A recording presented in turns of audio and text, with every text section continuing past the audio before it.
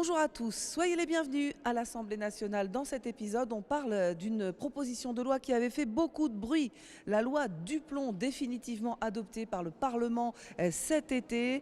Elle est accusée par ses détracteurs de favoriser les intérêts de l'agro-business. Ce sont les termes du député de la France Insoumise, Loïc Prud'homme. Il souhaite que cette loi soit abrogée et pour cela, il a déposé une proposition de loi dans le cadre de la journée réservée à son groupe le 27 novembre prochain à l'Assemblée nationale.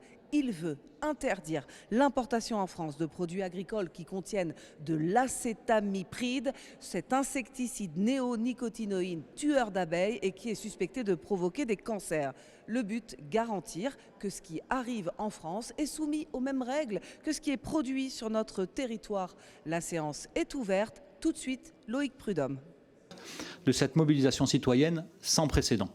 La niche parlementaire insoumise est l'unique occasion pour l'Assemblée nationale de voter en faveur de l'abrogation pleine et entière de la loi Duplon et du déploiement d'alternatives et de mesures d'accompagnement de nos agricultrices et agriculteurs. Pour rappel, la loi Duplon se présentait comme une loi de simplification destinée à lever les contraintes de l'exercice du métier d'agriculteur. En réalité, elle a opéré une dérégulation profonde par le renversement de nos priorités collectives. Ce texte n'apporte aucune solution aux principales problématiques du monde agricole exprimées dans la rue au cours de ces derniers mois. Elle ne fait qu'acter ce que j'appelle un dumping normatif. En 2018 et 2021, les bénéfices des entreprises agroalimentaires et de la grande distribution ont augmenté de 61% pour le seul secteur laitier, par exemple. Pourtant, pendant ce temps, le salaire moyen des éleveurs était inférieur au SMIC horaire. Or, ce texte ne propose rien pour garantir des revenus dignes aux producteurs par l'instauration, par exemple, de prix planchers. En favorisant l'intensification, il rend également inatteignable l'objectif d'installation des nouvelles générations d'agriculteurs porté par la loi d'orientation agricole. Cette loi ouvre la porte à la moins-disance environnementale et à la fragilisation du principe de précaution. Les constats scientifiques se sont accumulés et ils sont implacables. Les agences sanitaires françaises comme européennes alertent depuis plus d'une décennie sur des effets neurotoxiques et cancérigènes ou encore perturbateurs endocriniens des néonicotinoïdes. L'Ordre des médecins et la Ligue nationale contre le cancer que nous avons auditionnés ont été d'une clarté saisissante.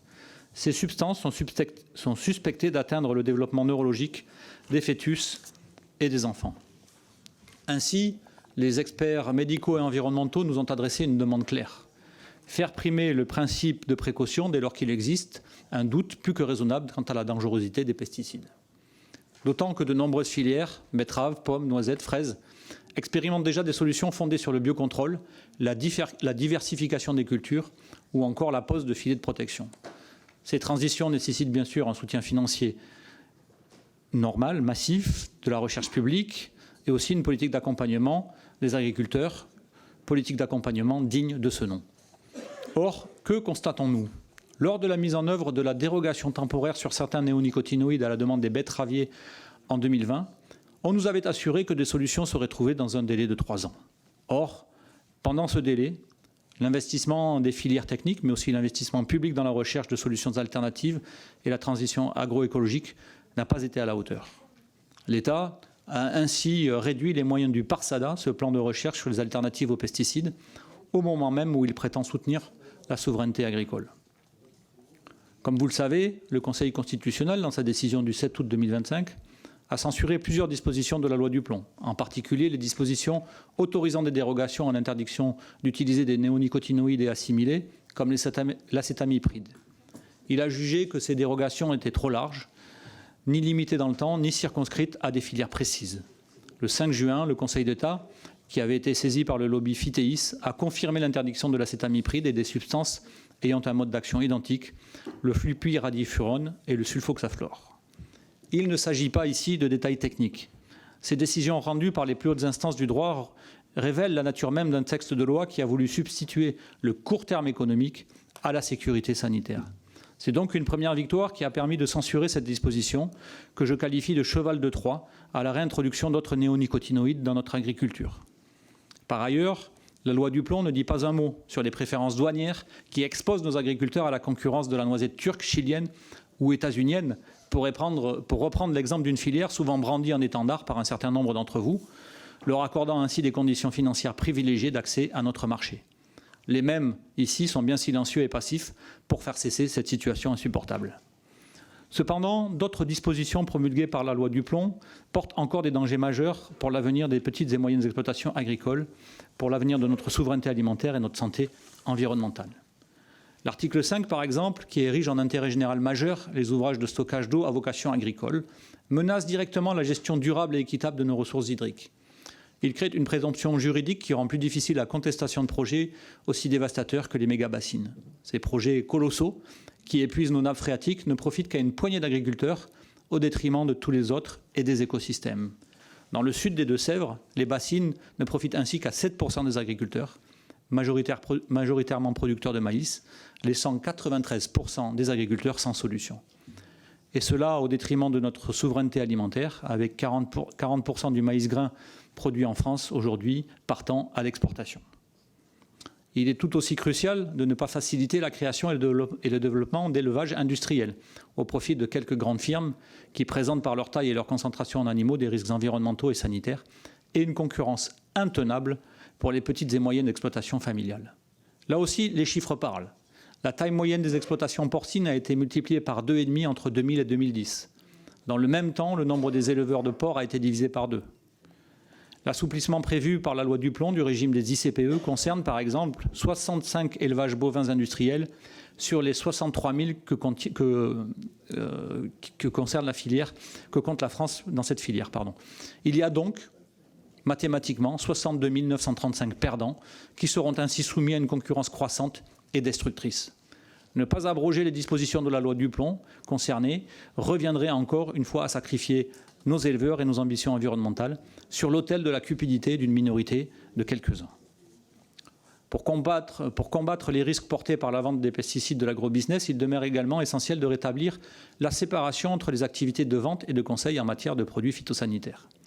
Par ailleurs, pour que cette séparation soit opérante et au regard de l'expérience que nous avons de la situation actuelle, il me semble utile de relever que seul un conseil porté par la puissance publique peut être indépendant. Tout le reste, on l'a vu, n'est qu'une fable. Enfin, l'Office français de la biodiversité, l'OFB, qui porte la responsabilité centrale d'exercer des pouvoirs de police de l'environnement et se trouve mise sous tutelle des préfets, doit se voir restituer sa complète indépendance et des moyens à la hauteur de ses besoins, alors que la fréquence de ces contrôles, jugée insupportable par certains, est en moyenne d'un contrôle tous les 150 ans. On ne peut pas dire que ce soit excessif. C'est pour toutes ces raisons que nous avons donc décidé, avec le groupe de la France Insoumise, de proposer l'abrogation complète de la loi Duplon, traversée par le fil idéologique de la dérégulation environnementale. Le droit européen, et notamment l'article 36 du traité sur le fonctionnement de l'Union européenne, autorise explicitement un État membre à restreindre ou interdire l'importation de produits portant atteinte à la santé publique. Rien, sinon la volonté politique, ne peut donc empêcher la France d'agir. L'article 1er de notre proposition, dont je proposerai une écriture actualisée à l'issue de ces discussions générales, vise donc précisément à corriger cette hypocrisie en interdisant l'importation, la vente ou la distribution de produits agricoles et alimentaires issus de cultures traitées aux néonicotinoïdes et autres molécules chimiques ayant un mode d'action similaire. Les articles 2 et 3 visent à abroger les dispositions à la fois codifiées et non codifiées de la loi Duplon. Notre texte restaure ainsi le principe de précaution à sa juste place. Il redonne à la science et à la raison écologique la place qu'elles doivent occuper dans la décision publique. Et il remet cette même puissance publique au service de l'intérêt général, non au service des lobbies de l'agrochimie. Elle restaure également la crédibilité de notre engagement climatique et la confiance des citoyens et des citoyennes dans la capacité du Parlement à les protéger. Votre modèle, ceux qui soutiennent cette loi Duplon, ce sont les fermes-usines brésiliennes et les exploitations géantes en monoculture dopées aux pesticides et soumises à la concurrence mondiale. Le nôtre, c'est l'élevage paysan familial, la polyculture dans ces fermes à taille humaine et l'installation de centaines de milliers d'agriculteurs qui vivent dignement de leur travail dans des campagnes vivantes. Collègues parlementaires, le choix est clair. Une agriculture productiviste et destructrice pour le profit de quelques-uns, ou bien un modèle qui relocalise notre alimentation, protège les paysans et le vivant. Nous avons fait notre choix. Abroger la loi Duplon, ce n'est pas revenir en arrière. C'est rétablir les conditions d'un avenir durable pour notre agriculture et notre santé publique, tout en protégeant nos agriculteurs d'une concurrence déloyale. Je vous invite donc, au nom du groupe de la France Insoumise, à soutenir cette proposition de loi et à faire prévaloir la science comme guide de la décision publique. Je vous remercie.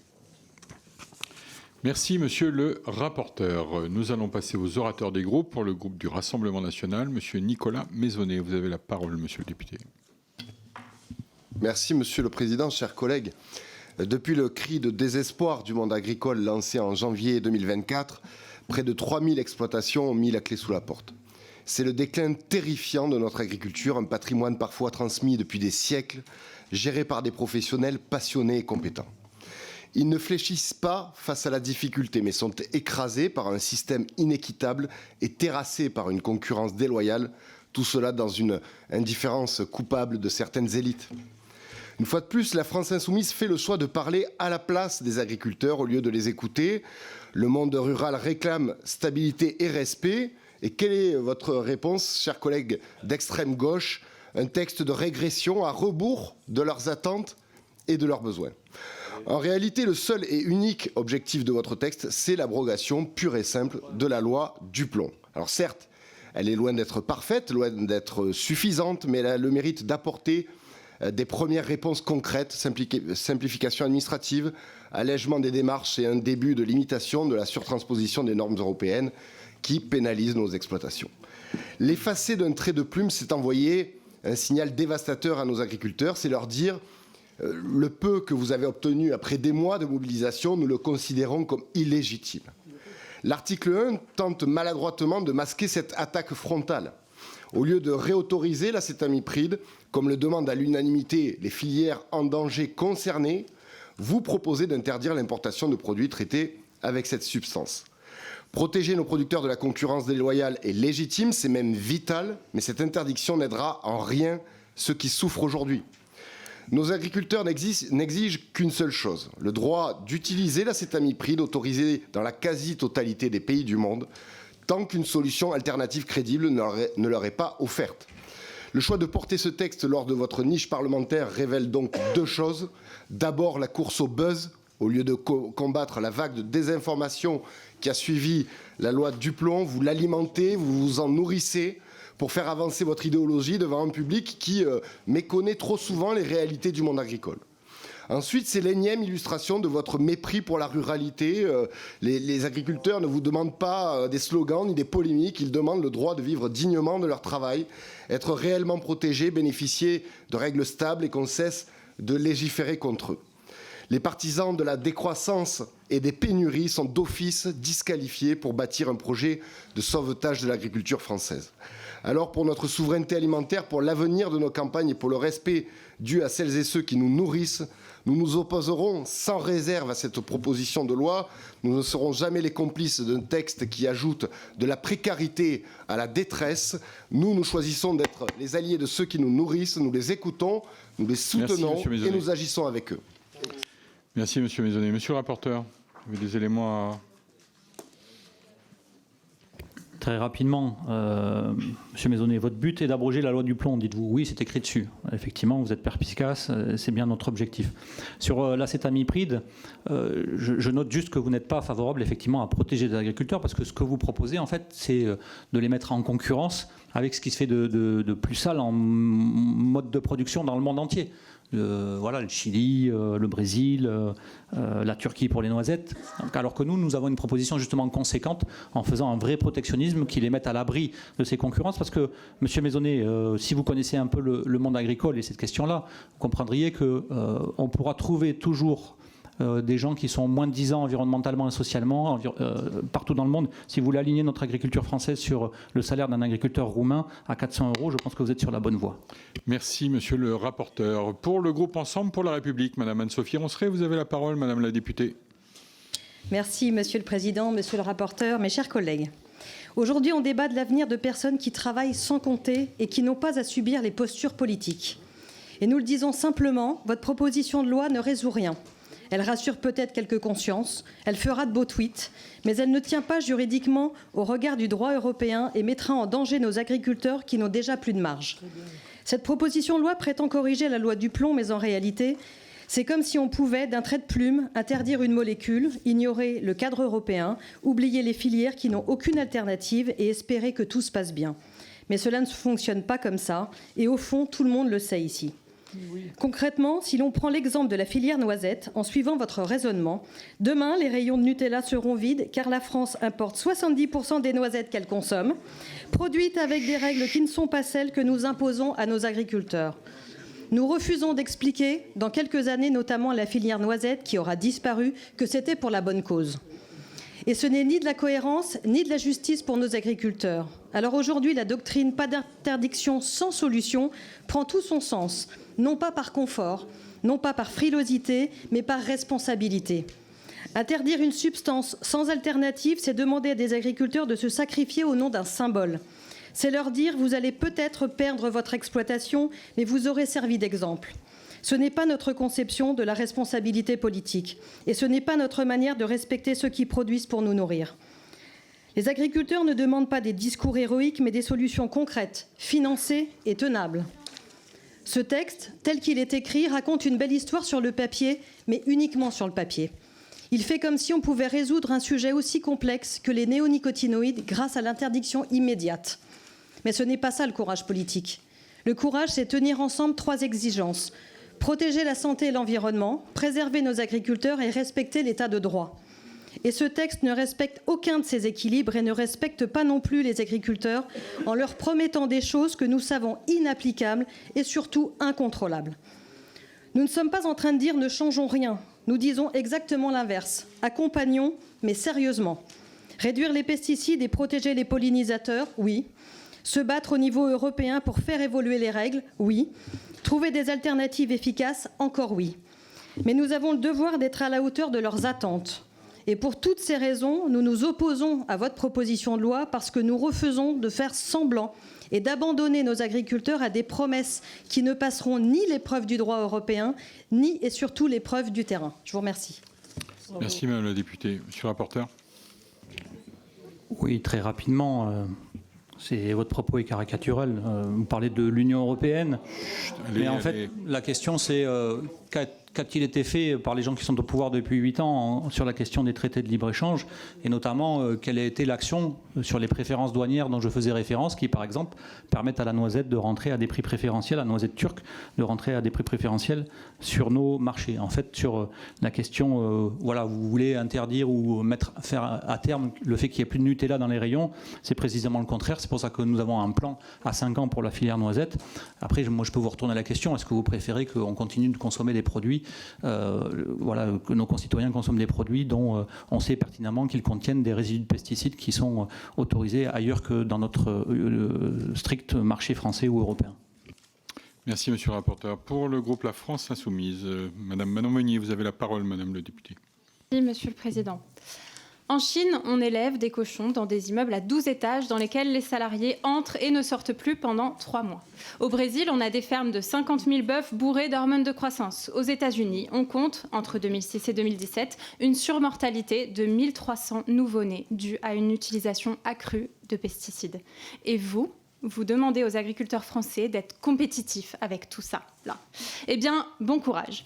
Parce que oui, il y a 2 solutions pour l'agriculture française. Soit on joue cette course à la compétitivité. C'est ce que vous faites. Vous signez les traités de libre-échange et en cohérence, vous signez la loi du plomb, qui réautorise des pesticides dangereux, qui donne la main à l'agro-industrie pour diriger nos filières d'élevage, pour être compétitifs. Spoiler, vous allez mettre en danger des gens, vous allez faire fermer les élevages de taille intermédiaire et en plus, vous allez perdre la course.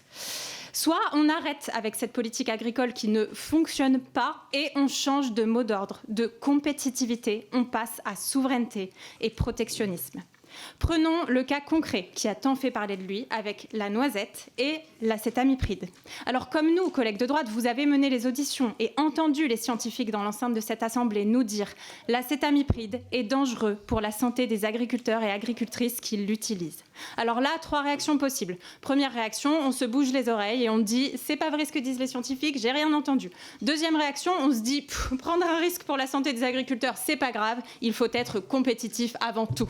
Troisième réaction, on se pose 2 minutes et on réfléchit à un plan politique pour développer une filière noisette française souveraine grâce à la mise en place d'une politique protectionniste. C'est ce que nous vous proposons dans cette proposition de loi. Première étape, on interdit l'importation de produits agricoles qui ne respectent pas les normes françaises. Pour les noisettes, comme on ne produit que 12% de ce que l'on consomme en France, ça peut difficilement se faire du jour au lendemain. Mais la France a un point fort. Elle pèse sur les marchés de la noisette. On est le 4e consommateur mondial de noisettes. Donc, on se donne 5 ans. 5 ans pendant lesquels la France va peser de son poids et de sa diplomatie sur le marché international pour prévenir de ses intentions. Ce qui laissera le temps au marché international de s'aligner avec nos normes s'il veut continuer à importer en France. Deuxième étape, on met fin aux préférences douanières qui existent avec la Turquie sur les noisettes. Aujourd'hui, l'agriculture est encore utilisée comme une variable d'ajustement dans nos relations commerciales avec la Turquie. Troisième étape, on développe une filière noisette française durable. Et ça passe par 3 points. Un fonds de soutien temporaire pour faire face à la crise. On continue, deuxièmement, le soutien à la recherche. D'ici à 3 ans, l'INRA nous a dit qu'il y aurait un parasitoïde fonctionnel. Et 3, on développe une filière noisette en diversification sur des modèles de polyculture qui fait baisser la pression des ravageurs et qui permet aux exploitants de ne pas mettre tous leurs œufs dans le même panier. Alors c'est sûr que tout ça, c'est plus complexe que réautoriser l'acétamipride. Mais la politique, c'est ça. Trouver des solutions pour protéger à la fois les agriculteurs de la concurrence, la santé de nos concitoyens et notre environnement. C'est ça le protectionnisme. Monsieur le rapporteur. Oui, sans surprise, je remercierai Madame Meunier d'avoir démontré ce qu'est une politique volontariste et concrète pour défendre la souveraineté alimentaire et le fait que nous soyons effectivement, notamment sur cet exemple de la noisette, en position de pouvoir faire valoir justement des exigences au regard du marché international montre qu'avec une volonté politique forte et au regard aussi de ce que nous permet aujourd'hui le droit français et le droit européen, nous pouvons atteindre ces objectifs d'une réelle protection de nos agriculteurs, de leurs revenus et surtout de leur avenir. C'est de ça dont il est question aujourd'hui. Merci, monsieur le rapporteur. Pour le groupe socialiste, monsieur Fabrice Barussol, vous avez la parole, monsieur le député. Merci, monsieur le président. Chers collègues, le texte que nous examinons aujourd'hui vise à revenir sur les dérives introduites par la loi Duplon. On instrumentalise la détresse agricole et on dresse le monde rural contre le reste du pays. C'est le résultat d'inaction pendant 3 années où rien n'a été fait pour répondre à la crise agricole, rien sur le revenu des agriculteurs, sur le foncier ou sur la transition agroécologique. C'est le résultat d'une absence de débat, de manœuvre politique qui a abouti à la motion de rejet. Nous devons entendre la mobilisation citoyenne et les 2 millions de signataires de la pétition contre la loi Duplon. Je rappelle clairement la position du groupe socialiste. Oui, il faut corriger ce qui, chez Duplon, affaiblit la protection de la santé publique, affaiblit la transition agricole et affaiblit la confiance des citoyens dans la science. Lors de l'examen de la loi Duplon, nous avons défendu 3 principes cardinaux. Le respect du cadre européen. La France ne peut durablement se singulariser en agissant seule, au risque de contrevenir aux règles européennes. La question des substances interdites en France, mais autorisées à l'échelle européenne, ne se résoudra pas molécule par molécule. Deuxième principe, l'indépendance scientifique. Nous nous sommes opposés à tout ce qui pouvait affaiblir l'indépendance scientifique qui garantit la confiance. C'est dans cet esprit que nous avons défendu le rôle central de l'ANSES. Troisième principe, la cohérence de la transition agricole. Nous avons rappelé que la sortie des pesticides ne peut se faire ni contre les agriculteurs, ni sans les agriculteurs. Cela suppose des alternatives crédibles, un accompagnement financier, une trajectoire pluriannuelle et une exigence de justice entre producteurs français et étrangers.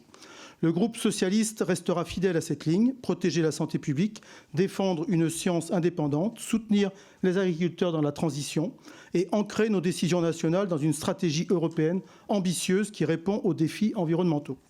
Si nous soutenons une partie des objectifs de la proposition de loi en matière de santé, d'environnement, sur les ICPE, l'OFB et le Conseil agricole, nous devons revenir sur l'article 1er qui nous paraît être une fausse bonne idée.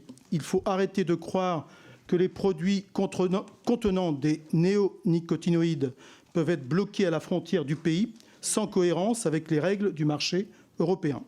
Nous devons rendre les contrôles réellement efficaces et empêcher les importations issues de pratiques interdites en France afin de protéger nos filières agricoles de toute concurrence déloyale. Je vous remercie. Monsieur le rapporteur. Très rapidement, merci chers collègues pour quelques rappels, effectivement, le respect du cadre de ce que permet l'Union européenne, notamment la question du...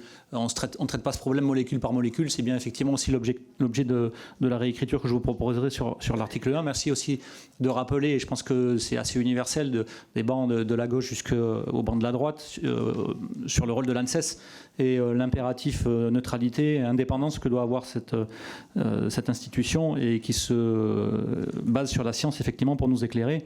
Enfin, sur la sortie des pesticides, juste rappeler que nous ne pourrons sortir des pesticides que par la mise en œuvre de solutions agronomiques. Si effectivement notre prisme de réflexion est juste remplacer une molécule par une autre, effectivement nous allons tourner en rond pendant de longues années sans pouvoir trouver une solution. Donc c'est effectivement avec des solutions agronomiques que nous pourrons y arriver. Je vous remercie.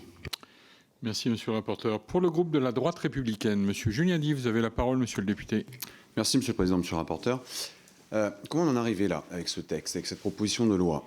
On en arrive là avec l'explosion, un peu partout en France, et de manière protéiforme, de la colère du monde agricole, qui d'ailleurs était assez transversale, qui correspondait à différents types de modèles agricoles, et qui s'est exprimée au cours de l'hiver 23-24, avec au moins 3 messages. Le problème de la question du revenu, et ce n'est pas ce texte-là qui répond, c'est notamment, nous réclamons sur quelques bancs différents d'ailleurs, le sujet d'une révision des Galim, un sujet de transmission des exploitations, sujet auquel d'ailleurs la loi d'orientation agricole a voulu répondre, et un troisième enjeu, celui de la distorsion de concurrence qui réside et qui est très profonde en France. Et c'est justement et précisément sur cet axe-là que s'est positionnée la loi Duplon.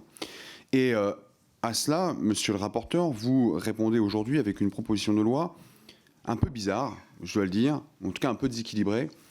Vous voulez surfer sur le sujet de la stamipride en voulant abroger la loi Duplon, mais vous interdisez l'importation, et c'est en cela que je dis qu'elle est un peu bizarre, votre proposition de loi, vous interdisez l'importation de denrées alimentaires ayant été traitées avec de la stamipride, seuls néonicotinoïdes autorisés en Europe, ce qui veut dire que nous pourrions importer des denrées alimentaires qui ont été traitées au clothianidine, à l'imidaclopride, au thiaméthoxate, à la thiaclopride, qui sont des néonicotinoïdes, eux, interdits en Europe. Vous voyez que c'est incongru, ça manque pas de sel de cet article premier. Vous précisez, par ailleurs, et j'ai lu votre exposé des motifs à la page 5, que la stamipride, et c'est l'argument massu que vous déployez et que d'autres députés s'opposant à ce texte déploient, vous écrivez que la stamipride est cancérigène. Donc je me suis plongé dans votre rapport pour chercher les études sur lesquelles vous vous appuyez. Je ne les ai pas trouvées. Est-ce que vous pourriez nous les fournir? J'avais posé la même question l'autre jour à Madame la Présidente Trouvé.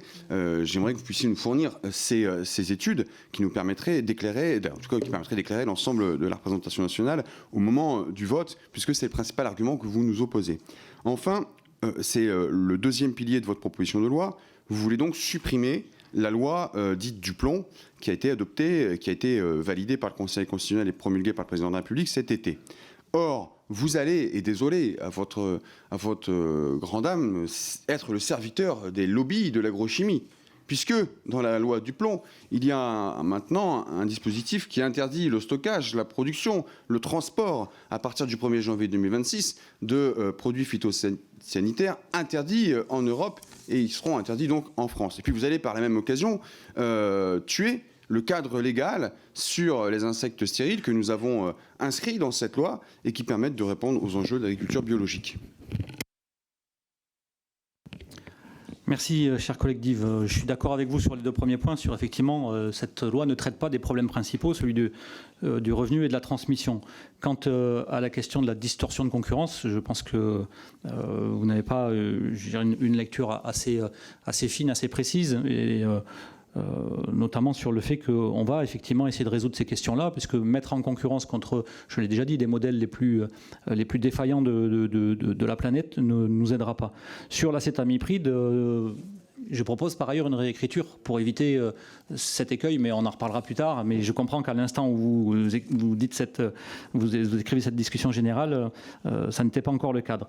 Sur la question de la cancérogénicité de l'acétamipride, je vous renvoie sur les annexes du rapport concernant la pétition qui a réuni plus de 2,3 millions de personnes. Et par ailleurs, ça n'est pas le seul effet que nous déplorons sur l'acétamipride. Il y a la question de la perturbation endocrinienne et de la neurotoxicité. Pour le groupe écologiste et social, Madame Delphine Batho, vous avez la parole, Madame la députée. Merci, Monsieur le Président, Monsieur le rapporteur. Le groupe écologiste et social, comme nous l'avions annoncé au lendemain de la promulgation de la loi du plomb par Emmanuel Macron, avait déposé en septembre la proposition de loi numéro 1842 pour abroger la loi du plomb, pour rendre définitive l'interdiction des néonicotinoïdes en France, pour tenir compte du dernier état des connaissances scientifiques dans l'évaluation des risques liés aux pesticides et pour lutter contre la concurrence déloyale. Nous retrouvons dans cette proposition de loi des dispositions presque identiques à celles des articles 1er, 2 et 7 de notre proposition de loi, sous réserve de corrections, notamment pour inclure tous les néonicotinoïdes. Nous sommes donc très favorables à ce texte. Chers collègues, il n'y a qu'une seule santé. Au regard de l'explosion d'un certain nombre de maladies graves, la protection de la santé environnementale est une exigence qui n'est pas négociable. À nos yeux, la question aujourd'hui n'est pas de reprendre le débat sur la loi du plomb là où nous l'avions laissé à l'Assemblée nationale. Depuis l'examen de ce texte par la Commission des affaires économiques, de l'eau a coulé sous les ponts. 2 131 275 citoyennes et citoyens ont signé la pétition pour l'abrogation de la loi du plomb et le refus de l'empoisonnement alimentaire est ultra majoritaire dans la société française.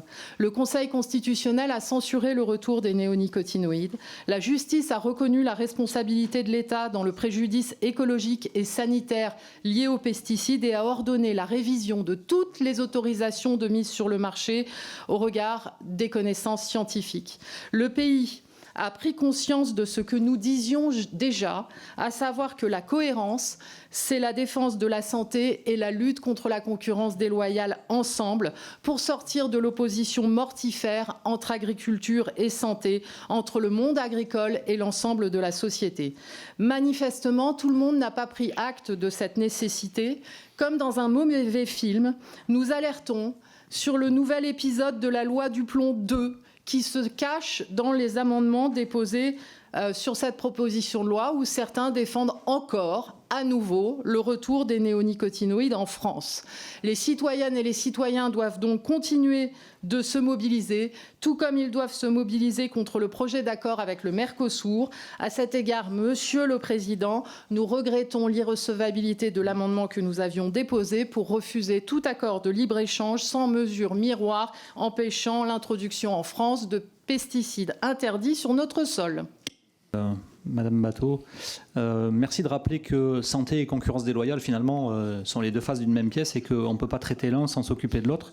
Et qu'à défaut de mettre ces deux sujets ensemble, effectivement, on va directement, et on l'a vu par ailleurs, vers des échecs successifs qui ne nous permettent pas d'avoir la cohérence que nous essayons de trouver dans la défense d'un modèle agricole alternatif qui permette, 1, de nourrir les Français, 2, de les nourrir correctement avec des produits sains, et 3, d'assurer une pérennité à nos agriculteurs, en tout cas leur activité, une pérennité qui aujourd'hui est sous-tendue par ces demandes étendues dans tout le spectre politique de souveraineté agricole. Et je pense que la question du Mercosur fait partie de ces questions de souveraineté que nous aurons à traiter sans délai.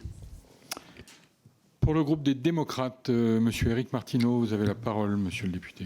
Merci, Monsieur le Président, Monsieur le rapporteur, chers collègues. En tant que parlementaire, il est de notre responsabilité de ne pas balayer d'un revers de la main les fragilités et difficultés juridiques de cette proposition de loi. Car les dispositions de l'article 1 sont tout simplement contraires au droit européen. Dans l'espace de libre circulation qu'est l'Union européenne, elles sont inapplicables. Alors voter cet article 1, c'est tout simplement mentir aux agriculteurs en leur disant que nous allons les protéger de la concurrence déloyale avec des dispositions qui seront inefficaces. Nous leur devons au contraire un discours de vérité. En tant que législateurs, nous devons aussi soutenir la recherche d'alternatives et le rapport de l'INRAE en octobre en souligne une fois encore toute la nécessité. Cette proposition de loi pose également un problème politique. Notre Assemblée a adopté le 8 juillet dernier une loi visant à lever les contraintes à l'exercice du métier d'agriculteur. Nous n'avons pas pu en débattre en séance, mais il y a eu un vote. Ce texte a été partiellement censuré par le Conseil constitutionnel, notamment sur le volet dérogation à l'usage de l'acétamipride et l'article 8 sur le régime de prévention et de sanction des atteintes à la protection des végétaux. Avec également des réserves d'interprétation pour encadrer la portée relative sur l'article 5 relatif à l'implantation d'ouvrages du stockage de l'eau. Le reste de cette loi, tel qu'issue des travaux parlementaires, est promulgué en août, traduit une volonté d'équilibre. Un compromis sans doute imparfait, mais qui a permis de tenir à distance les postures, d'éviter les fausses promesses et de se concentrer sur des mesures et des évolutions concrètes et responsables. Le sujet de crispation majeure, la possibilité de dérogation pour l'acétamipride, n'est pas dans le texte promulgué. Ne revenons pas, 3 mois après la promulgation de cette loi, sur ce qui a été voté. Ce sont, je le rappelle, des avancées attendues aussi par les agriculteurs. Entre-temps, un événement doit nous interpeller collectivement, c'est la pétition qui a réuni près de 2 500 000 signatures. Ce n'est pas neutre, c'est inédit et nous devons l'examiner en séance et ne pas faire comme si elle n'avait et ne changeait pas la donne. Car elle pose une question majeure, quelle agriculture voulons-nous ? Comme législateur bien sûr, mais aussi comme consommateur et comme citoyen. Comment améliorer la relation entre agriculteurs et consommateurs ? Comment donner aux consommateurs les moyens nécessaires pour faire des choix en accord avec leurs attentes, des choix pleinement responsables permettant ainsi de renouer la confiance et de soutenir notre agriculture sans doute la plus exigeante au monde en matière environnementale et sanitaire ? Comment renforcer la transition écologique de notre agriculture tout en permettant aux agriculteurs de nous nourrir ? Les agriculteurs font tous les jours face au dérèglement climatique, ne l'oublions pas. Enfin, comment permettre à tous les agriculteurs de vivre dignement de leur travail ? C'est un débat qui dépasse et de loin cette proposition de loi et qui nécessite qu'on prenne le temps, qu'on ne légifère pas dans un cadre étriqué, qu'on s'appuie sur la science et sur les faits, qu'on ne rejoue pas sans cesse des guerres de tranchées politiciennes. Elles ne produisent pas d'avancée ni pour l'environnement ni pour les agriculteurs. Nous avons besoin d'une agriculture forte, compétitive et souveraine. Je vous remercie. Monsieur le rapporteur. Merci Monsieur le Président. Monsieur le député Martineau, vous avez dit beaucoup de choses. Je vais essayer de reprendre juste quelques éléments. Vous parlez de discours de vérité et du rapport de l'INRAE. J'ai eu l'occasion d'entendre Monsieur Lanoux, effectivement, nous dire que aussi la solution ne se fera pas à cadre constant et qu'il est nécessité, je l'ai déjà dit, de remettre de l'agronomie plutôt que d'essayer de remplacer des molécules par des autres. Sur l'article 1, vous avez noté qu'il est retoqué par le Conseil constitutionnel et pour autant, pourquoi il est important aujourd'hui de rediscuter de cette question-là ? Parce qu'on n'a rien réglé sur la question, ce que j'ai nommé moi tout à l'heure le dumping normatif qui aujourd'hui met nos agriculteurs, nos agricultrices dans une situation intenable. Et enfin, sur, toujours pareil, le discours de vérité, je pense qu'on peut se le dire aussi, parce que vous avez participé aux différentes majorités qui, depuis 8 ans, ici, gouvernent le pays, et que je note que le budget, notamment pour l'agriculture, a diminué de 27% dans les 2 dernières années, et que pour le coup, défendre les agriculteurs en baissant le budget qui leur est consacré me paraît, sinon antinomique, un peu difficile à entendre. Merci, monsieur le rapporteur. Pour le groupe Horizon, monsieur Thierry Benoît, vous avez la parole, monsieur le député. Merci, monsieur le président. Monsieur le rapporteur, en fait, cette proposition de loi, elle a, de mon point de vue, exactement les mêmes faiblesses que la proposition de loi dite Duplon. Je m'explique, c'est une proposition de loi. Ce qui a manqué à la proposition de loi Duplon, c'est une étude d'impact. Et je trouve qu'un sujet aussi important, aussi grave que la question agricole, et notamment l'usage de certains néonicotinoïdes, le sujet de la constitution des réserves d'eau, le sujet des installations classées pour la protection de l'environnement, le fonctionnement de l'Office français de la biodiversité, lorsqu'on prend des décisions qui impactent non seulement la production agricole française, mais qui impactent aussi le rôle de la France dans l'Union européenne, de mon point de vue, inévitablement, ce doit être porté par un projet de loi gouvernemental, étude d'impact, avec appui des services de l'administration pour bien jauger, pour bien juger de l'efficacité des décisions que l'on prend.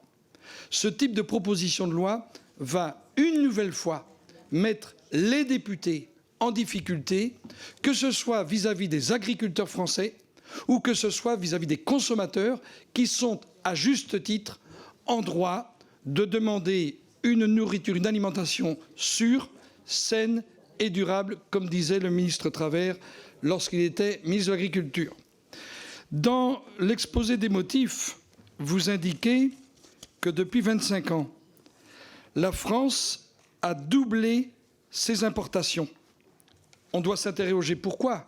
Parce qu'un certain nombre de filières, notamment de filières d'élevage, nous avons édicté des règles spécifiques en France, notamment dans le secteur des installations classées pour la protection de l'environnement, qui empêchent, par exemple, la modernisation des bâtiments d'élevage dans le secteur du porc.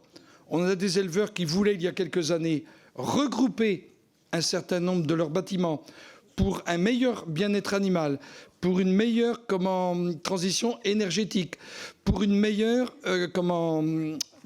des meilleurs résultats techniques. Lorsqu'on a travaillé, vous avez expliqué, monsieur le rapporteur, que le texte n'apportait aucune réponse à l'agriculture française. Moi, je me souviens, avec d'autres, avoir obtenu ici des avancées pour ce qui concerne les installations classées, donc le secteur de l'élevage, que ce soit le sujet des déclarations, enregistrements, autorisations. De tout temps, sur le sujet des réserves d'eau, de tout le temps, l'agriculture a tenté de constituer des réserves d'eau. Il y a naturellement nécessité d'encadrer, je suis d'accord. Moi, je pense que ce qu'il faut, c'est soutenir le bio. Merci, monsieur. Parce que l'agriculture bio, c'est ce qui permet la transition agricole, assurer la recherche et enfin garantir l'indépendance des organismes de recherche et notamment l'ANSES. Monsieur le rapporteur. Oui, très rapidement, cher collègue Benoît, je suis absolument d'accord avec vous sur la question du manque de l'étude d'impact. Il n'y a aucune question là-dessus. On l'a déploré. Pour autant, si on n'a pas l'étude d'impact, il y a quand même des impacts qui sont certains sur plusieurs registres de ce que portait la loi du plomb, notamment la question des pesticides versus la santé environnementale et la santé des citoyens et citoyennes, et aussi sur le registre de l'intensification versus du fait la faiblesse des installations rendues possibles, en tout cas même rendu impossible, j'allais dire, plutôt par l'intensification. Enfin, sur le dernier point que vous avez abordé sur les retenues, de tout temps, nous avons surtout fait des retenues collinaires à l'échelle de petits bassins versants qui étaient utiles à un collectif d'agriculteurs qui le faisaient ensemble. Ce n'est pas le cas des méga-bassines qui sont d'une toute autre échelle et qui profitent à quelques-uns contre le grand nombre. Pour le groupe Liberté, Indépendants, Outre-mer et Territoires, monsieur Paul Molac, vous avez la parole, monsieur le député. Merci, monsieur le président, mes chers collègues. Donc, quelque part, votre proposition, monsieur le rapporteur, prend acte de la censure de l'article 2 de la loi du plomb, qui interdit de nouveau la cépamitrine. Et donc, vous mettez en corollaire, et je pense que vous avez raison de le faire, on ne peut pas demander à nos agriculteurs de ne pas utiliser un certain nombre de produits et continuer à importer des produits qui, eux, sont faits avec ces produits. Ça paraît quand même tout simplement du bon sens. Et parce que c'est de la concurrence déloyale, parce que c'est quelque part assez agaçant, et on pourrait prendre d'autres productions. Je vois par exemple en Bretagne, nous avons perdu la moitié de nos surfaces de poulailler. Est-ce que ça a favorisé les petits producteurs? Non. Est-ce que ça a favorisé d'autres producteurs de poulets dans le reste de la France? Non. Par contre, un poulet sur deux vient d'Ukraine ou de Pologne, où il est fait dans des conditions qui sont bien pires que celles qu'on peut faire même dans l'agriculture intensive, avec par exemple des antibiotiques de croissance. Et là, on accepte ces poulets-là alors qu'on n'accepte pas qu'on ait les mêmes conditions. Et ça me semble tout à fait anormal parce que ça ne protège pas nos concitoyens et ça ne protège pas non plus nos agriculteurs. Donc à un moment donné, cette hypocrisie, elle est quand même assez agaçante. Je comprends qu'elle agace les agriculteurs qui me disent parfois, écoute, s'il faut changer nos méthodes, on peut le faire. Mais dans ces cas-là, il faut aussi accepter de nous aider et il faut aussi accepter de payer plus cher la nourriture parce qu'elle est un peu plus chère quand c'est en bio. Mais ça, quelque part, on ne veut pas le faire. Alors, on a parlé du bio. Effectivement, il faut soutenir le bio. On a par exemple, tout simplement, la mise en place de la loi Egalim et dans la restauration collective. Ça, c'est quelque chose d'important qui permet d'avoir un véritable marché. Donc on soutiendra votre proposition, enfin votre article 1, même si on sait que ça va être effectivement compliqué, parce que lorsqu'on a eu des clauses où on a pu interdire un certain nombre de produits qui ont été faits avec des produits qui étaient interdits en Europe, là on peut le faire. Là, le problème, il n'y a que la France qui a supprimé la cépamitrine. Donc, ce que nous, on voudrait, c'est qu'effectivement, on remonte au niveau européen et qu'au niveau européen, on interdise la cépamitrine. Comme ça, les choses seraient claires. Donc ça, c'est, je crois, un des combats que la France doit mener et que nous devons mener, nous aussi. Sur le reste, alors, sur la censure aussi du Conseil constitutionnel en ce qui concerne l'eau, il a bien dit que, de toute façon, les projets seront quand même soumis à toutes les lois et que donc les méga-bassines se feront dans le cadre des lois et ne se feront pas avec des dérogations. Mais le problème de l'eau, on en a parlé, c'est un problème particulièrement important également et je crois qu'on a tout intérêt effectivement à se pencher là-dessus. Alors pas forcément à faire des méga-bassines évidemment, mais à se poser le problème de l'irrigation. Et puis, la dernière chose... il nous semblait pas forcément opportun de revenir sur la loi du plomb parce qu'elle a été largement améliorée à la fois... Je me suis laissé disturber, moi. Ah bon, d'accord. C'est trop tard. Monsieur le rapporteur. On est plus réservé sur le reste de la loi. C'est terminé, monsieur Molac. Vous pouvez y revenir après si vous le souhaitez. Monsieur Molac, votre micro. Il faut couper le micro. Monsieur Molac s'est mis dans une brèche, Monsieur le Président. Cher collègue Molac, merci pour votre bon sens. Vous avez cité, c'est une question de bon sens que de lutter contre la concurrence déloyale. En fait, c'est ce que nous essayons dans cette PPL de démontrer, c'est que si on ne s'occupe pas de cette question, et la question du protectionnisme est centrale dans notre PPL, en fait, on ne règle aucun des problèmes. Et surtout, on ne règle absolument pas le problème qui est celui dont beaucoup se gargarisent aujourd'hui, mais n'agissent pas beaucoup politiquement, c'est celui de la souveraineté alimentaire de notre pays, parce que la souveraineté alimentaire, vous avez parlé du bio et des coûts, c'est aussi comment on fait en sorte que nos concitoyens puissent acheter de la production locale, quand bien même fût-elle un petit peu plus chère à produire, parce que le travail des agriculteurs n'est pas un travail gratuit ni dévalorisé, il mérite un salaire conséquent. Pour le groupe de la gauche démocrate et républicaine, monsieur Julien Beugerolles, vous avez la parole, monsieur le député. Merci, monsieur le président, monsieur le rapporteur. On a eu plusieurs fois l'occasion de rappeler combien la proposition de loi Duplon détournait en réalité des causes profondes des difficultés que rencontrent nos agriculteurs. On l'a rappelé plusieurs fois, pas un mot sur la question centrale des prix et des revenus, pas un mot non plus sur la protection de nos producteurs contre les importations de produits ne répondant pas à nos exigences sociales, environnementales et sanitaires. Pas un mot enfin sur la mise en place d'un véritable régime public d'assurance et d'adaptation face aux risques climatiques, sanitaires et environnementaux. On voit pourtant, avec l'actualité sur nos filières d'élevage et le Mercosur, mais aussi sur la viticulture, combien ces sujets sont centraux et seraient nécessaires aujourd'hui dans le débat de la représentation nationale. Depuis l'origine, la loi Duplon visait d'abord à répondre aux attentes de certains grands acteurs agricoles et à défendre un modèle d'exploitation toujours plus compétitif sur les marchés mondiaux, quitte d'ailleurs à accentuer les pressions sur l'environnement, sur la ressource en eau, sur les sols, sur la biodiversité. Si le débat s'est focalisé sur la réintroduction de l'acétamipride, censurée par le Conseil constitutionnel, ce texte soulevait d'autres difficultés. Le relèvement des seuils à partir desquels une installation d'élevage est soumise à autorisation, qui favorise le développement de très grandes structures, au détriment de la majorité de nos exploitations, 197 000 éleveurs et éleveuses dans notre pays. Autre difficulté, la présomption d'intérêt général majeur pour les retenues de stockage d'eau à vocation agricole, alors que l'urgence est à une maîtrise publique et multi-usage accru de la ressource en eau. Et bien évidemment, la mise sous tutelle à peine masquée de l'ANSES et de l'OFB d'ailleurs. Nous accueillons donc favorablement la proposition de loi de nos collègues, qui propose par ailleurs d'interdire l'importation en France de produits agricoles et denrées alimentaires contenant de l'acétamipride. Cette mesure invite à ce que la France fasse jouer une forme de clause de sauvegarde générale sur ces produits. Nous y sommes favorables, même si cela ne résout pas les problèmes de production des filières les plus impactées. Je pense en particulier aux filières noisettes et cerises qui doivent disposer de soutien et d'accompagnement spécifiques. Parce que la solution ne consiste évidemment pas à réautoriser des molécules toxiques, mais bien à accompagner financièrement et techniquement les filières avec le temps nécessaire à la mise en place progressive d'alternatives et pour construire des filières de production françaises durables. Nous voterons donc en faveur de ce texte. Merci, monsieur le député. Monsieur le rapporteur ? Oui, très rapidement. Merci, chers collègues, pour votre intervention qui clôture ce tour de table et finalement on fait un résumé assez complet de ce que nous souhaitons porter dans cette proposition de loi. Que vous en avez bien saisi l'esprit complet. Évidemment, moi je veux juste rebondir très rapidement sur ce que vous dites sur l'accompagnement nécessaire des filières qui sont aujourd'hui en difficulté. Bien sûr, c'est aussi l'objectif de ce que nous allons proposer dans la discussion aujourd'hui autour de cette PPL et qui ont été résumés tout à l'heure par ma collègue Manon Meunier. Bien sûr que l'accompagnement se fera et doit se faire par la puissance publique à la hauteur des enjeux.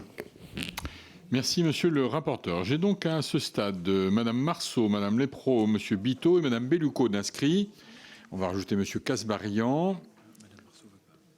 Madame Marceau, non, vous n'avez plus de questions. Donc monsieur Casbarian et madame Ozen. Oui, bien sûr. C'est bon, on a fait. Et madame Meunier pour une redite, oui. Oui, 1 minute, oui. Très bien. Eh bien, monsieur Casbarian, vous avez la parole. Merci, Président. Monsieur le rapporteur, si je peux me permettre, je pense que votre proposition de loi est un peu absurde.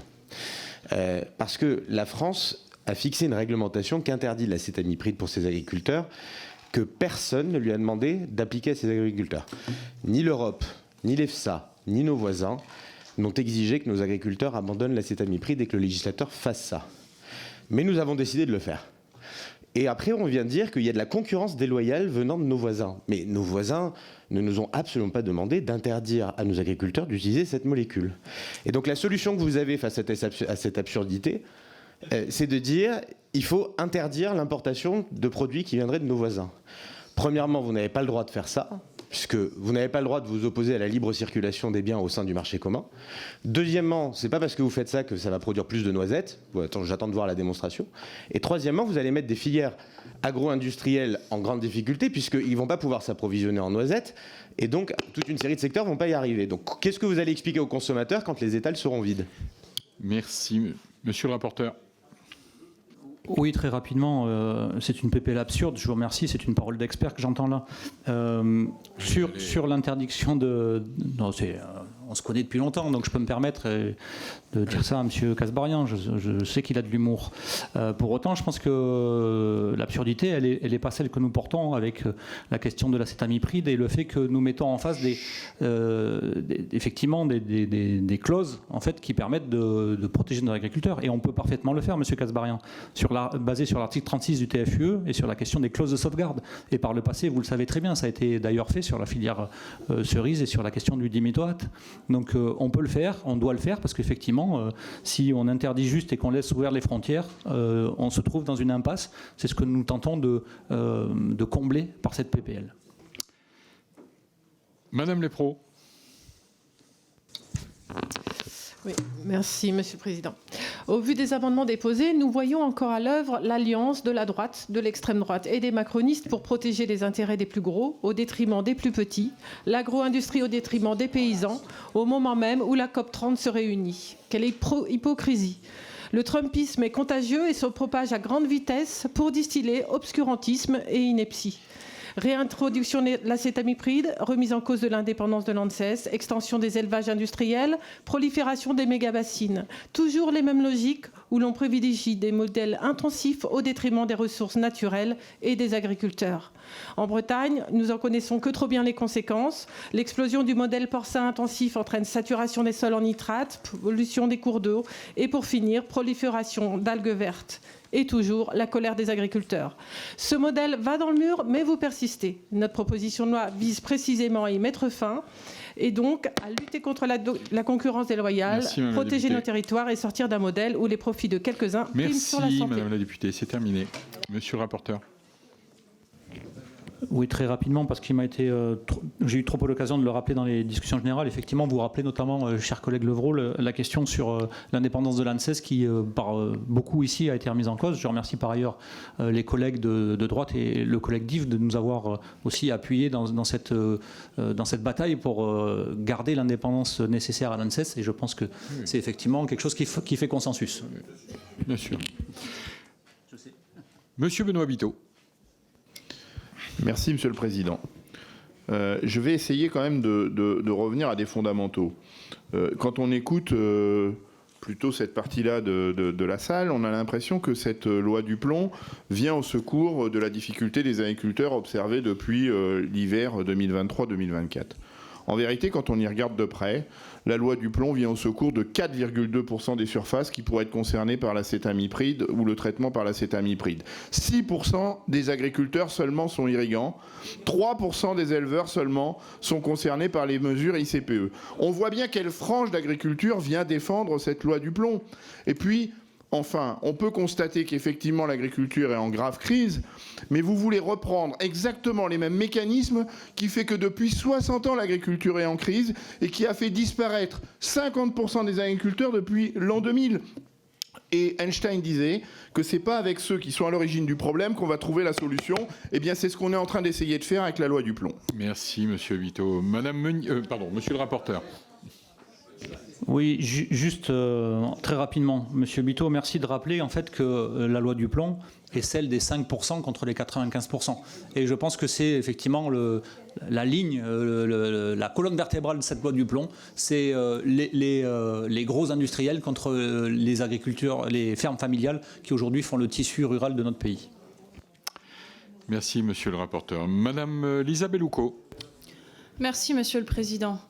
Alors nous étudions aujourd'hui la proposition d'abrogation de la loi du plomb ou loi Poison. Cette loi, c'était le retour de l'acétamipride. Heureusement, le Conseil constitutionnel veille, mais c'est aussi la fuite en avant vers l'industrialisation de l'élevage, toujours plus grand, toujours plus polluant et toujours moins rémunérateur.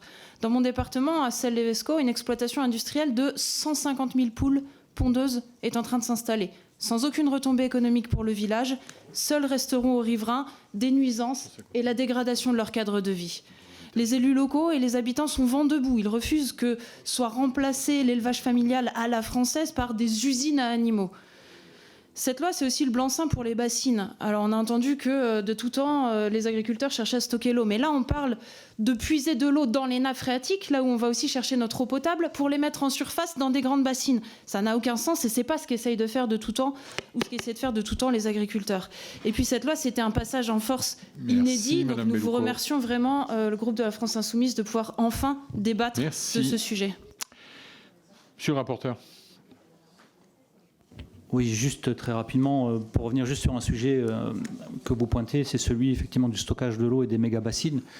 J'ai eu le plaisir de mener une mission d'information sur ces questions de stockage de l'eau, en tout cas de l'usage de l'eau et de sa disponibilité en période de changement climatique. Et j'avais prévenu effectivement sur la question des conflits d'usage. Et en fait, on est clairement dans cette question-là, des conflits d'usage, et où effectivement certains voudraient que nous arbitrions finalement sur des usages qui ne sont pas prioritaires, parce qu'ils y ont un intérêt économique, laissant par là même des milliers ou des centaines de milliers de personnes sans ressources en eau potable de bonne qualité. Madame Mosen, vous avez la parole. Oui, merci Monsieur le Président, Monsieur le rapporteur, mes chers collègues. Cette PPL de nos collègues est le reflet du désir de nos concitoyens. C'est la première fois qu'une pétition enregistrée sur le site de l'Assemblée atteignait 500 000 signatures. C'est un signal. Cependant, il reste des sujets qui n'ont pas été abordés dans votre texte. Si la refonte du règlement européen demeure l'objectif final pour permettre d'enrayer la concurrence déloyale en matière de pesticides, le recul en matière de protection de l'environnement opéré par le Parlement européen ces derniers jours est très inquiétant et nous pousse davantage à nous saisir du problème. Nous proposons d'appliquer des règles de production de l'agriculture, de la santé et de la biodiversité. 1. En abaissant les limites maximales du résidu au seuil de détection pour les substances non approuvées dans l'Union européenne dans et sur les denrées alimentaires et les animaux et les aliments pour les animaux. En considérant les modes de production, même en l'absence de détection de résidus pour les substances répondant à des critères d'exclusion dans l'Union européenne. Et 3. En considérant les preuves scientifiques des dangers pour la la santé et la biodiversité pour les produits composés de substances encore approuvées par l'Union européenne, mais interdites en France. Merci. Merci, chers collègues. Juste pour la question des LMR, les limites maximum de résidus, je pense que c'est une vraie question aujourd'hui qu'il nous faut aborder pour pouvoir protéger effectivement nos agriculteurs et notamment éviter l'entrée de produits qui ne seraient pas conformes. Il y a cependant un point aveugle majeur sur la question des LMR, c'est celui des métabolites des substances qui sont aujourd'hui cherchées. Les substances mères sont recherchées, tracées, mais les métabolites ne le sont pas, et là on a une vraie difficulté, car souvent elles sont au moins aussi toxiques, parfois plus toxiques que les molécules mères.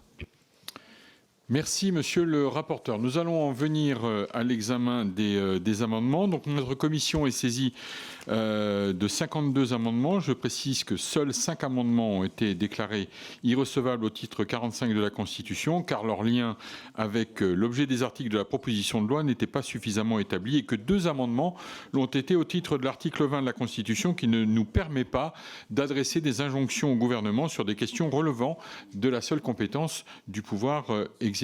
Et j'ai bien entendu ce que vous me disiez, Madame la ministre Batho, tout à l'heure, et je vous ai apporté par courriel quelques éléments de réponse sur l'analyse qui était la mienne. Ah, je n'ai pas vu, pardon, je n'ai pas eu le temps de regarder la nouvelle réponse, mais je vais regarder. Je vous propose de démarrer, si tout le monde est prêt, je vous propose de démarrer l'examen des amendements. À l'article 1er, en discussion commune, l'amendement numéro 9 de Madame Batho.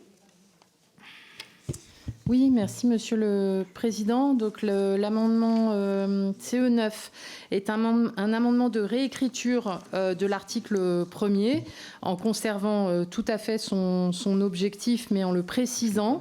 Donc en fait, en étendant le principe d'interdiction de proposer à la vente et à la distribution en France des produits qui ont été traités avec tous les néonicotinoïdes, donc pas seulement l'acétamipride, et deuxièmement des produits qui auraient été traités avec des pesticides qui ont été interdits en France pour des raisons de protection de la santé publique ou de protection de l'environnement. Autrement dit, de ne pas reproduire dans le futur la situation dans laquelle nous nous trouvons avec l'acétamipride, et donc de prendre en compte tous les cas de figure, évitant une situation de concurrence déloyale lorsqu'on prend une décision pour des raisons de santé publique notamment. Et puis le troisième point, c'est de corriger une erreur légistique. Merci Madame, merci beaucoup. L'amendement 60, Monsieur Prudhomme, Monsieur le rapporteur. Oui, merci Monsieur le Président. C'est effectivement l'amendement dont j'ai un petit peu évoqué tout à l'heure le contenu qui vise à élargir effectivement la portée de notre article 1er, puisqu'aujourd'hui nous sommes dans une situation assez particulière où effectivement les néonicotinoïdes dans leur ensemble sont interdits sur le territoire français, et pour autant nos frontières sont d'une porosité incroyable, je l'ai expliqué tout à l'heure, et de fait, si on ne corrige pas cela, mettent en concurrence nos agriculteurs face à des entrées massives de produits importés de toute la planète sans qu'ils aient à répondre effectivement des mêmes exigences que celles que nous proposons. Donc là-dessus, moi je vous propose par cet amendement de consolider juridiquement, préciser la rédaction de cet article 1er, voilà, avec les produits néonicotinoïdes et également ceux qui ont le même mode d'action. Et c'est aussi un amendement qui permet au ministre chargé de l'Agriculture et de la Consommation de prendre des mesures conservatoires que j'évoquais tout à l'heure pour empêcher l'importation, la vente, la distribution des produits phytosanitaires. Et donc cet amendement, il a aussi effectivement cette visée de limiter les importations que n'ont pas d'autres, et on y reviendra sans doute après pour les sous-amendements qui seront proposés à cet amendement. Merci Monsieur le rapporteur. J'ai un sous-amendement à l'amendement présenté par Monsieur le rapporteur, 73 de Madame Batho. Oui, merci Monsieur le Président. Donc le sous-amendement 73, il ajoute donc les produits qui auraient été contaminés par des pesticides dont les autorisations de mise sur le marché ont été retirées en France pour des raisons de santé ou pour des raisons de protection de l'environnement, au-delà donc du cas des néonicotinoïdes. Je vous laisse continuer, Madame Bateau, avec le 74, qui est un autre sous-amendement à l'amendement du rapporteur. Tout à fait. Alors, le sous-amendement 74 est important pour le groupe écologiste et social parce qu'à nos yeux, il ne peut pas être question de reporter à 2031, donc à reporter de 5 ans, le fait de lutter contre la concurrence déloyale en matière de pesticides et que c'est maintenant que la santé publique doit être protégée et c'est maintenant que notre agriculture doit être protégée de cette concurrence déloyale. Merci, Madame Bateau. Le sous-amendement CE70 de Madame Meunier. C'est Madame Lépraux. Allez-y, Madame. Ce sous-amendement vise à inscrire clairement dans la loi un objectif national de renforcement des contrôles des limites maximales de résidus de pesticides dans les denrées alimentaires. Aujourd'hui, des résidus de pesticides continuent d'être détectés dans de trop nombreux produits, y compris des substances interdites en France, mais présentes sur des produits importés. D'après un rapport de l'EFSA, on trouve par exemple des métabolites dans les épinards ou les laitues. Cette situation crée une incohérence majeure, elle fragilise la santé publique, elle mine la confiance des consommateurs et elle pénalise les producteurs français qui respectent scrupuleusement les règles. Fixer un objectif explicite permet d'envoyer un message clair. La France refuse que ces dérives persistent et il permet aussi de poser les conditions réelles d'une réelle égalité de traitement entre tous les producteurs. Donc ce sous-amendement ne crée aucune contrainte disproportionnée. Il rappelle simplement que les limites maximales de résidus doivent être contrôlées et respectées. Le soutenir, c'est donc défendre la santé des citoyens tout en empêchant une concurrence déloyale. Je vous invite à l'adopter. Merci, Madame la députée. Et j'ai un autre sous-amendement CE68 de Madame Meunier. C'est Madame Lépraux qui le... Non, c'est Madame Meunier qui le défend. Merci, Monsieur le Président. Bon, cet amendement, ce sous-amendement, c'est une sorte d'amendement d'appel parce que nous avons mis un dispositif fonctionnel d'un point de vue protection et pour interdire d'ici à 5 ans, mais le gouvernement doit faire le reste du travail, évidemment, d'un point de vue diplomatique, c'est-à-dire que d'ici à 5 ans, la France doit peser sur le marché international. Je rappelle qu'on est le 4e consommateur mondial de noisettes, donc ça pèse un peu, justement pour aller prévenir que d'ici à 5 ans, on va interdire les imports de produits qui ne respectent pas les normes françaises et que si les marchés veulent continuer à utiliser la France pour vendre, eh bien, ils doivent s'aligner avec nos normes et pas l'inverse. Les tarifs douaniers, je le rappelle, avec la Turquie sont absolument inacceptables aujourd'hui. On a des tarifs préférentiels à l'importation, c'est-à-dire qu'aujourd'hui, on utilise l'agriculture, encore une fois, comme variable d'ajustement. Et au niveau de l'Union européenne, on peut peser également dans l'enceinte de l'Union européenne pour faire interdire l'acétamipride. Parce qu'il en est, c'est une question de santé publique. Monsieur Kasbarian disait pourquoi on fait ça. Merci, juste parce Madame que Meunier. l'EFSA nous dit que c'est dangereux et qu'il y a un principe de précaution Merci, à Madame appliquer. Meunier. L'amendement numéro 5, Madame Bateau. Non, c'est Monsieur Biteau qui le défend. Oui, merci, Monsieur le Président. De la même manière que ce qui vient d'être dit, cet amendement vise à protéger les agriculteurs, c'est-à-dire qu'il vise à ce qu'une réglementation empêche l'importation et la consommation en France de produits qui contiennent des néonicotinoïdes ou des substances similaires. Donc il en va de la protection de la santé et de la protection des agriculteurs. Et je dis bien des agriculteurs, et j'en profite pour répondre à M. Kasbarian. Ce qu'il faut comprendre quand on interdit l'acétamipride ou n'importe quelle autre substance insecticide, c'est qu'on protège aussi les agriculteurs, on protège aussi leur capacité à produire, parce que l'acétamipride, parce que la deltamétride, parce que les pyrétrinoïdes ne sont pas des insecticides sélectifs. Et que quand on utilise ces pesticides, on tue aussi les prédateurs des parasites dont on veut se débarrasser. Et donc plus on va en utiliser, et plus on en aura besoin. Et c'est ça la limite de ces logiques-là. Et donc travaillons sur des logiques basées sur les équilibres des écosystèmes. Merci, Monsieur Biteau. Le 56 a été retiré. Le 42 de Monsieur Maisonnet. Oui, merci, Monsieur le Président. Alors nous, au Rassemblement national, nous assumons le fait de vouloir la réintroduction de l'acétamipride à travers un mécanisme dérogatoire strictement encadré. Donc évidemment, loin de nous l'idée de faire l'apologie de l'acétamipride en matière de produits phyto, eh bien, il n'est pas inutile de faire preuve de prudence. Mais le principe qui devrait dominer chacun d'entre nous pour le maintien de l'agriculture française, c'est celui du pas d'interdiction sans solution. Voilà, juste vous rappeler quand même que la représentation nationale, c'est pas inutile de le dire, hein, s'est prononcée en faveur de sa réintroduction il y a quelques mois. Donc on est là quelque part aussi face à un déni de démocratie. C'est pas très étonnant de la part de l'extrême gauche. Et vous rappelez aussi que la science, à travers les études de l'EFSA et de l'ANSES, approuve son autorisation sur le marché. Donc voilà, on a une agriculture qui est aujourd'hui en train de crever de nos surtranspositions.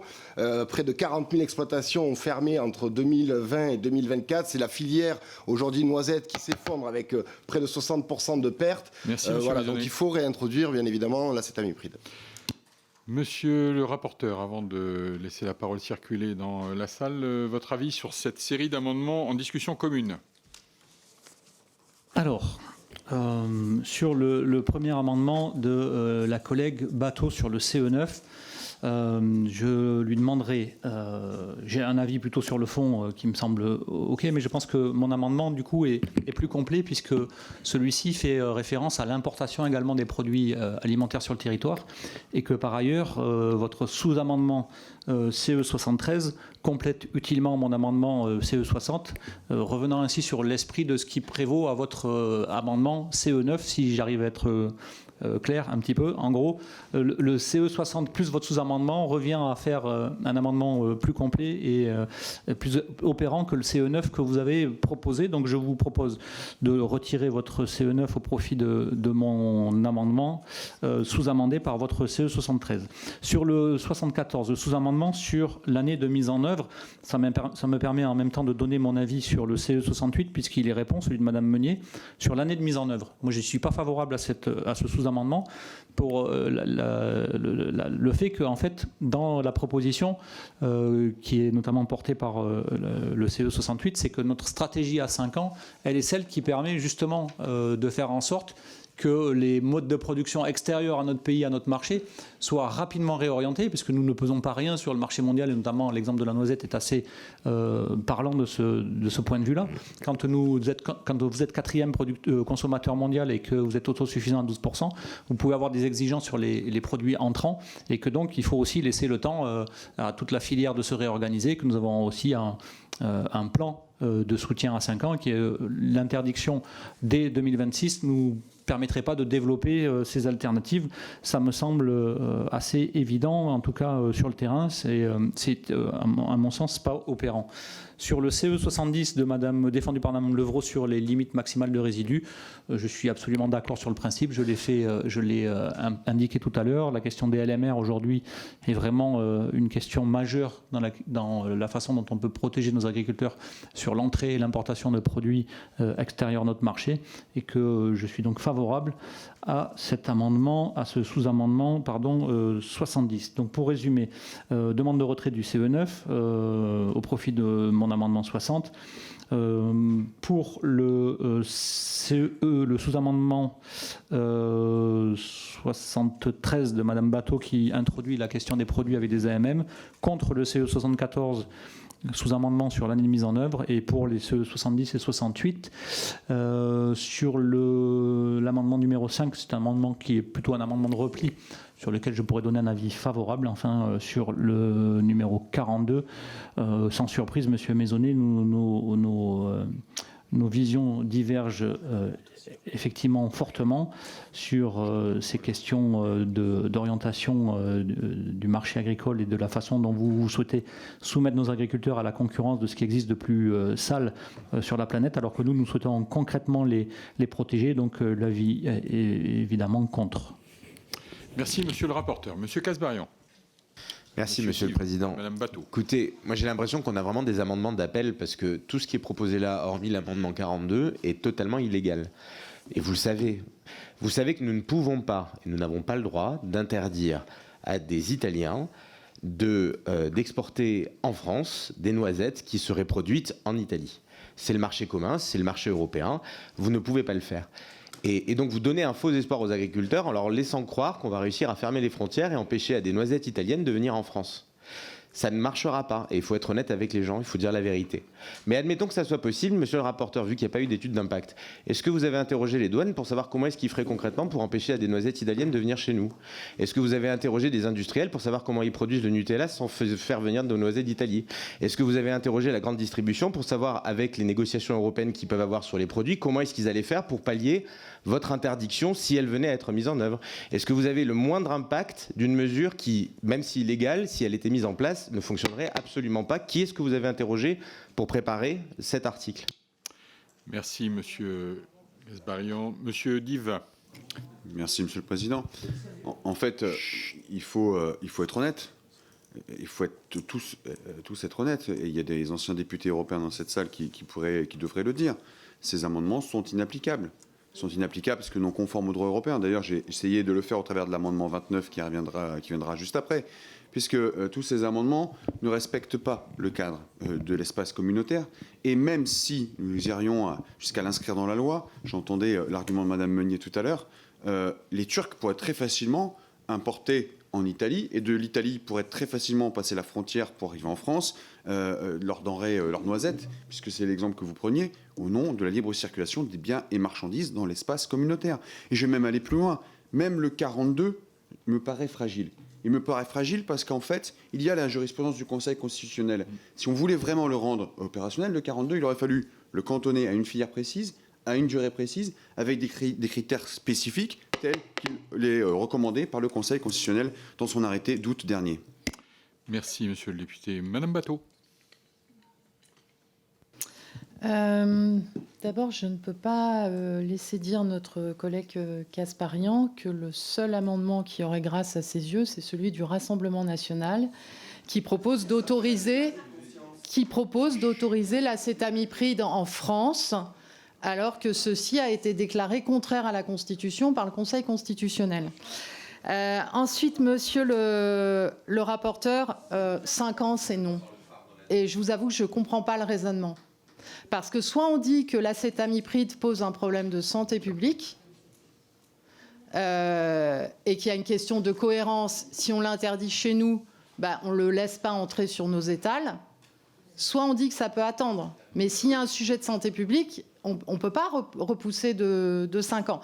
Donc par rapport aux avis que vous avez rendus sur nos amendements et dont nous vous remercions, ce que nous prononcerons en fait sur le retrait du CE9 une fois passé le vote sur les sous-amendements pour voir quelle est la configuration finale de votre amendement.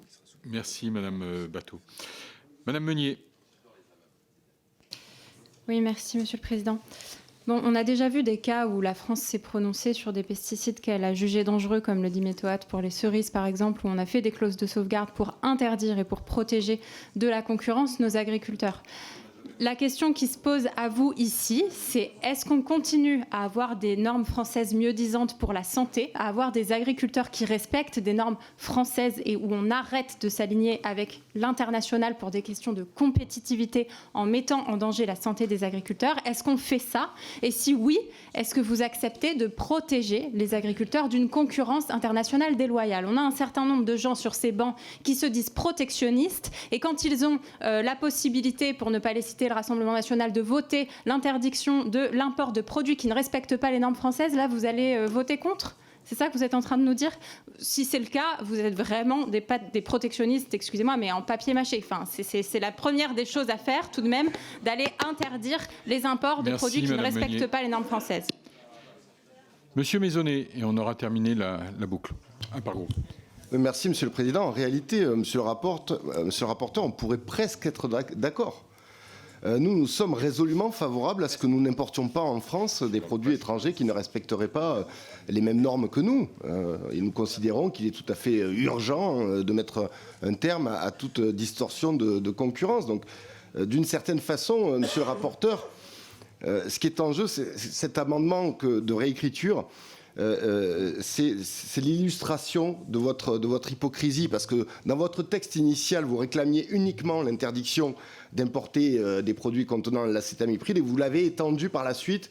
voyant le nombre d'amendements qui allaient dans ce sens aux autres néonicotinoïdes et autres produits interdits en France et en Europe. Donc au fond, ce texte, on l'a compris, il avait vocation, encore une fois, à faire de l'agribashing, il avait vocation à criminaliser les comportements de nos agriculteurs. Et là, monsieur le rapporteur, vous raccrochez aux branches comme vous pouvez avec cet amendement de réécriture. Merci, monsieur Maisonnet. Monsieur le rapporteur, une réponse globale en 1 minute et nous passons au vote. Oui, je vais être très concis, Monsieur le Président, vous me connaissez. Sur Monsieur Div, ce que vous dites, oui, le CE 42, je suis d'accord avec vous, il est clairement inconstitutionnel et donc voilà, il n'y a pas de discussion. Après, tout ce que j'ai entendu des prises de parole, c'est qu'il y a quand même le camp du statu quo, c'est-à-dire on fait rien et on n'a même pas la volonté politique d'essayer d'imposer des choses, soit effectivement on essaye de prendre le taureau par les cornes et on impose du protectionnisme. Sur le délai de 5 ans, cher collègue Bateau, je pense que là il y a quand même des précédents qui nous permettent, c'est pas l'inaction pendant 5 ans. Quand par exemple la Commission européenne s'est opposée à l'entrée sur le territoire de bœufs aux hormones venant du Canada. C'était pas une inaction, il y avait une date de mise en œuvre. Et pendant ce délai, qu'est-ce qui s'est passé? Les filières canadiennes de bœuf se sont adaptées et ont produit du bœuf sans hormones pour rentrer sur le marché national. Donc en gros, c'est un peu la même logique que nous essayons d'appliquer là. C'est-à-dire qu'en donnant tout de suite un signal ferme en disant à cette date-là, alors si vous voulez qu'on discute, on peut dire à 3 ans. L'INRA nous a dit qu'il faut 3 à 5 ans pour trouver des solutions. On peut mettre à 3 ans si ça vous paraît plus opérationnel. Mais là, on a dit à 5 ans parce que ça nous permet de tout de suite engendrer un changement dans le comportement des gens qui veulent pénétrer sur notre marché. Merci. Je pense que tout le monde a été éclairé. Nous allons passer au vote. Madame Bateau, est-ce que vous souhaitez retirer votre amendement comme vous l'a demandé monsieur le rapporteur? J'ai l'impression que non. Très bien. Nous allons donc le mettre aux voix. Donc l'amendement CE9 de Madame Bateau avec un avis défavorable du rapporteur. Qui est pour? Levez bien les mains, que je puisse... Qui est contre? Il n'est pas adopté. Après l'article 3, le 52, Madame Ronceret, vous avez la parole. Merci, Monsieur le Président, Monsieur le rapporteur. Cet amendement vise à rééquilibrer la manière dont nos agriculteurs sont contrôlés. Aujourd'hui, beaucoup d'entre eux ont le sentiment d'être considérés d'emblée comme des fraudeurs. Nous proposons au contraire que leur bonne foi soit présumée lors des contrôles et lorsqu'un manquement est constaté, que soient d'abord privilégiées des procédures alternatives aux poursuites pour corriger la situation plutôt que de les sanctionner systématiquement. Nous précisons également que lorsqu'un manquement repose sur une contradiction entre 2 normes, l'exploitation ne puisse pas être sanctionnée. En effet, on ne peut pas demander à un agriculteur de choisir seul entre 2 injonctions incompatibles, puis lui reprocher de ne pas avoir retenu la bonne norme. Cet amendement reconnaît donc un véritable droit à l'erreur agricole pour les exploitants de bonne foi. Je vous remercie. Oui. Très bien, monsieur le rapporteur. Oui, je reviens sur nos discussions antérieures où le Rassemblement national, tout à l'heure, me faisait notamment des leçons de droit et du fait que ma PPL pouvait être, la PPL que je porte, pouvait être contraire au droit. Là, pour le coup, vous portez, vous, une disposition qui a été clairement censurée par le Conseil constitutionnel lors de l'examen du projet de loi d'orientation agricole. Donc, bien évidemment, un avis défavorable sur cette disposition. Madame Bellouco. Oui, merci, Monsieur le Président. Permettez-moi de m'étonner de cette proposition. Alors, vous sautez sur votre chaise toutes les 5 minutes pour nous dire conventionnalité, le droit de l'Union européenne, etc. Et là, vous arrivez tranquillement en nous proposant une disposition. Vous dites même dans votre exposé, ça a été censuré par le Conseil constitutionnel, mais bon, on s'en fiche royalement, on la propose quand même. Après tout, la Constitution, c'est juste notre texte fondamental. On ne va pas en faire... un impératif, c'est vrai. La Constitution, qu'est-ce que c'est après tout? Non mais franchement, on nage en plein délire, la collègue. Vous nous proposez une disposition dont vous dites vous-même qu'elle n'est pas constitutionnelle. Tout va bien. On va mettre aux voix cet amendement de Madame Ronceret avec un avis défavorable. Chut, s'il vous plaît, avec un avis défavorable du rapporteur. Qui est pour?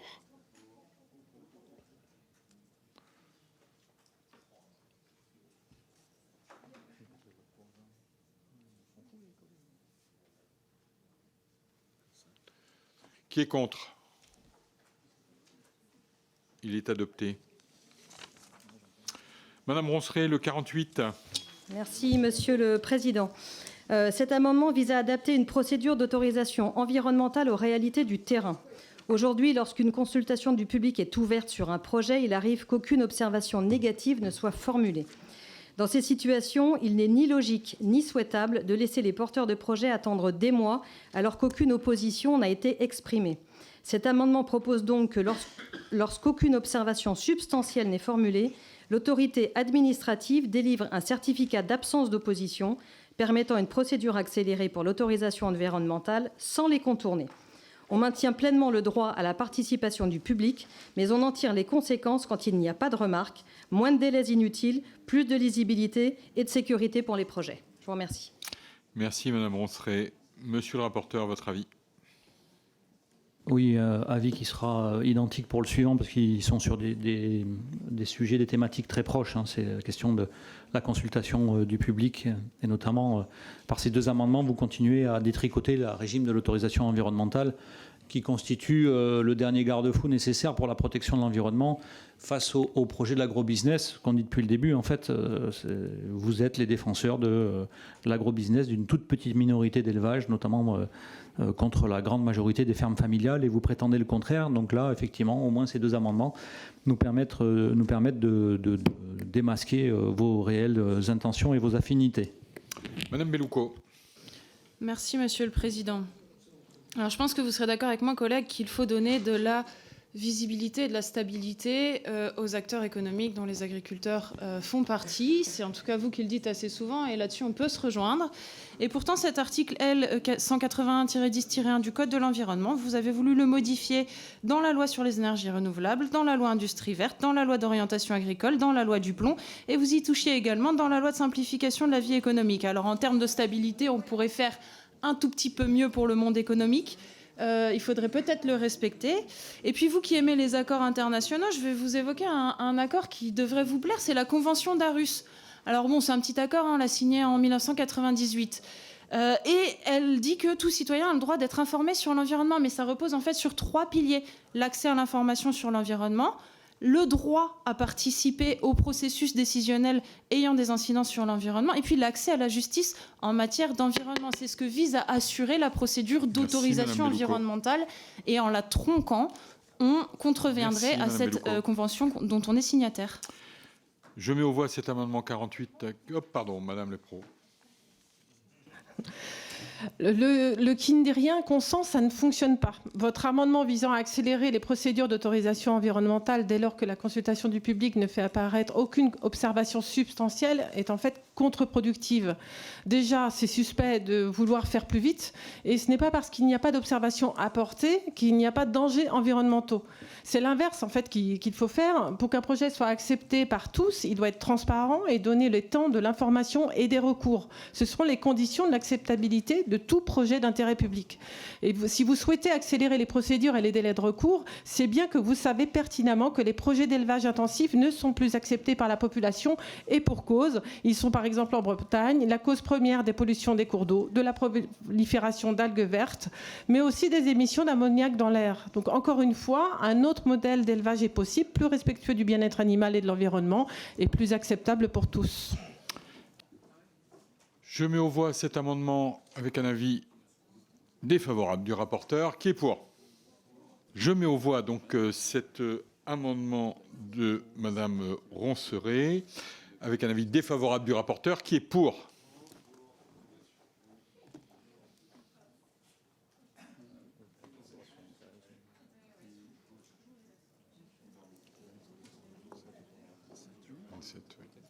Qui est contre? Il est adopté. Et je mets aux voix le texte de loi ainsi amendé, comme nous l'avons fait cet après-midi. Qui est pour le texte de loi?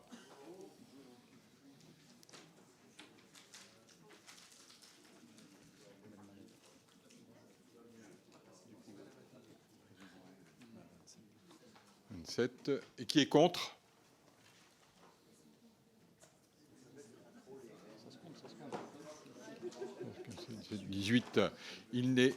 Il est adopté. La proposition de loi est adoptée.